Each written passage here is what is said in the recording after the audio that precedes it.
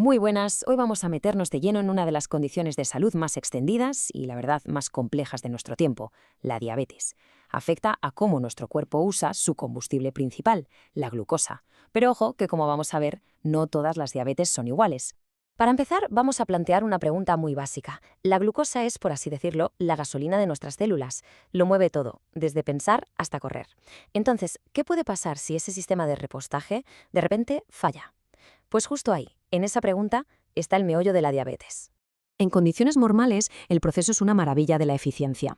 La insulina, que se fabrica en el páncreas, funciona como una llave. Se engancha a un receptor en la célula y ¡clac!, abre la puerta para que entre la glucosa y se convierta en energía. Un mecanismo que parece simple, ¿verdad? Pues es justo aquí donde todo puede empezar a torcerse. Y con esto llegamos al corazón de la cuestión. Porque aunque el resultado final sea el mismo, demasiada azúcar en la sangre, las dos formas principales de diabetes, la tipo 1 y la tipo 2, tienen orígenes que no pueden ser más distintos. Pensemos en ello como una historia de ataque contra una historia de agotamiento. A ver, que esta diferencia es fundamental. En la tipo 1, el problema es que faltan las llaves, la insulina, porque la fábrica que las produce ha sido destruida. En cambio, en la tipo 2, al principio hay llaves de sobra, el páncreas produce un montón, pero las cerraduras de las células no responden. Y el páncreas, intentando compensar, trabaja a destajo, fabricando más y más llaves hasta que, lógicamente, se agota. Vamos a profundizar un poco en la tipo 1. Lo que pasa aquí es básicamente un caso trágico de fuego amigo. El propio sistema inmunitario, por error, se lanza a atacar y destruir las células beta del páncreas, y estas son las únicas que saben fabricar insulina. Ojo que esto no es un proceso lento y gradual, suele ser algo muy brusco, que aparece sobre todo en gente joven y que te deja con una dependencia total de la insulina que te tienes que inyectar.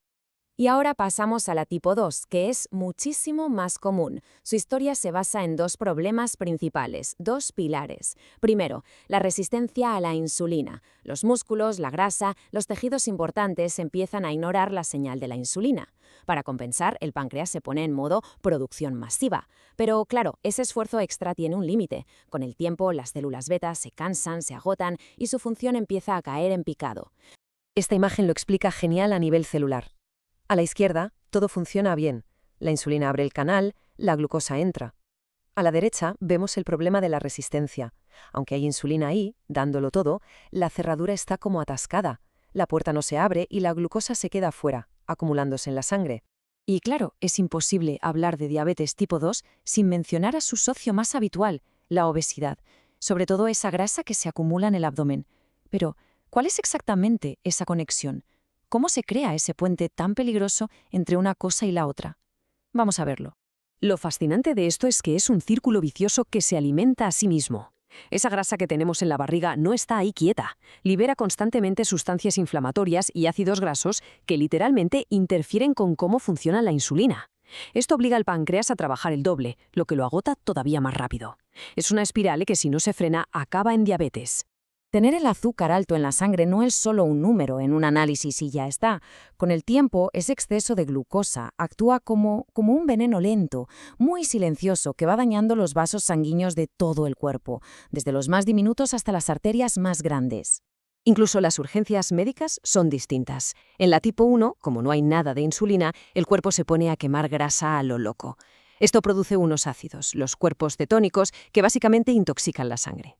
En la tipo 2, la emergencia suele ser una deshidratación brutal porque el azúcar está tan alto que los riñones no dan abasto para filtrarlo. Pero el verdadero peligro, el que va minando la salud a largo plazo, es este daño crónico. ¿Y por qué el azúcar de más es tan malo? Porque se va pegando a las proteínas de los vasos sanguíneos, creando unos compuestos que los vuelven rígidos, quebradizos. Y según el tamaño del vaso afectado, las complicaciones se dividen en dos grandes grupos. Por un lado, la microangiopatía, que es el daño a los capilares, los vasos más finitos. Esto afecta a tres zonas que son críticas: los ojos, donde puede acabar causando ceguera, los riñones, que puede llevarlos a la insuficiencia renal, y los nervios, que provoca esa pérdida de sensibilidad tan típica que empieza en los pies y las manos. Y por otro lado, la macroangiopatía. Esto significa que la diabetes acelera de una forma brutal la aterosclerosis, o sea, el endurecimiento de las arterias grandes. El resultado, se dispara el riesgo de sufrir un infarto, un ictus o de tener problemas de circulación en las piernas. De hecho, el riesgo cardiovascular de una persona con diabetes es parecido al de alguien que ya ha tenido un infarto. Casi nada. Bueno, con unas consecuencias tan serias, está claro que diagnosticar esto a tiempo es absolutamente crucial. ¿Cómo se mide y se clasifica este descontrol del azúcar? Por suerte tenemos pruebas muy claras y estandarizadas para saber qué está pasando. Esta tabla resume los 3 métodos clave. La glucemia basal, que es el azúcar en ayunas. La prueba de sobrecarga, que ve cómo responde el cuerpo después de tomar una bebida muy dulce. Y la hemoglobina glicosilada, o HbA1c, que nos da una visión a más largo plazo. Pero fijaos bien en la zona del medio. La prediabetes es la gran señal de alarma, el aviso de que hay que actuar ya. De esas 3 pruebas, la hemoglobina glicosilada es súper útil, porque en vez de darnos una foto de un momento concreto, como hace la glucemia en ayunas, nos da la película completa de los últimos 3 meses. Mide cuánta glucosa se ha ido pegando a los glóbulos rojos, dándonos una media muy fiable del control que ha habido en todo ese tiempo. Y al final, todos esos números de la tabla se resumen en un simple pinchacito. Una gotita de sangre que puede contar la historia de los últimos meses y que permite tomar decisiones súper importantes sobre el tratamiento. Es la ciencia, vamos, aplicada directamente al día a día. Entonces, hemos visto un ataque del propio cuerpo, por un lado, y un agotamiento metabólico, por otro. Dos caminos completamente diferentes que llevan a un mismo problema, el exceso de azúcar. Y esto nos deja con una pregunta final que es la clave de todo. Si el origen es tan distinto, ¿cómo debería cambiar el tratamiento para atacar la raíz del problema en cada caso? Y no solo tapar los síntomas. Hay que dar esa reflexión que es fundamental para el futuro del manejo de la diabetes.